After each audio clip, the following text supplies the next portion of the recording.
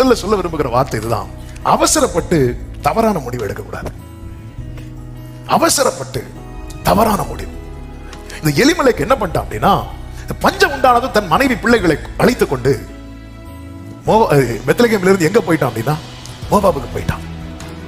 ஏன் தீர்மானம் எடுத்தார்? அவர் சொல்வார், நான் இருக்கிற இடத்துல பஞ்சம், அதனால நான் மோவாபுக்கு போனேன். மோவாப், உன் பார்வைக்கு மோவாப்ல ஆகாரம் இருக்கிறது, பெத்லகேம்ல ஆகாரம் இல்ல. ஆனா உன் பார்வைக்கு தெரியாத ஒரு காரியம் இருக்கிறது. என்ன தெரியுமா? மோவாப்ல கர்த்தருடைய சாபம் இருக்கிறது, பெத்லகேம்ல கர்த்தருடைய ஆசீர்வாதம் இருக்கிறது. இது தெரியல. அவசரத்துல நம்ம ஒரு தீர்மானம் எடுத்து ஒரு நஷ்டம் வந்துட்டு, ஒரு இழப்பு வந்துட்டு, உடனே திருப்பி அதே தப்ப பண்ணாம ஆண்டவர் சமூகத்துல இருந்து, ஆண்டவரே, ஒரு சங்கீதத்துல தான் தாவீது சொல்லியிருப்பார், என் புத்தியினத்தை நீர் அறிவீரப்பா. அடுத்து இன்னொன்னு சொல்லுவார் தெரியுமா? உமக்கு காத்திருக்கிறவர்கள் என் நிமித்தம் வெட்கப்பட்டு போகாதபடி செய்யும். இது ரொம்ப முக்கியம்.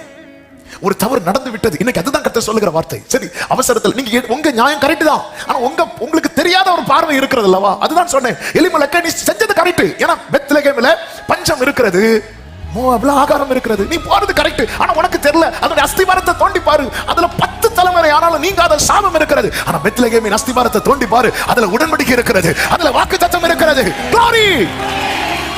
இன்னைக்கு கர்த்தர், இன்னைக்கு பெத்லகேமா உங்களுக்கு பேசுகிறேன். நீங்க பெத்லகேமா இருக்கலாம், ஆனா உன் அஸ்திவாரத்தை தோண்டி பாரு, உன் மேல உடன்படிக்கை இருக்கிறது, உன் மேல வாக்குத்தத்தம் இருக்கிறது. எத்தனை பேர் ஆமென் சொல்வீங்க?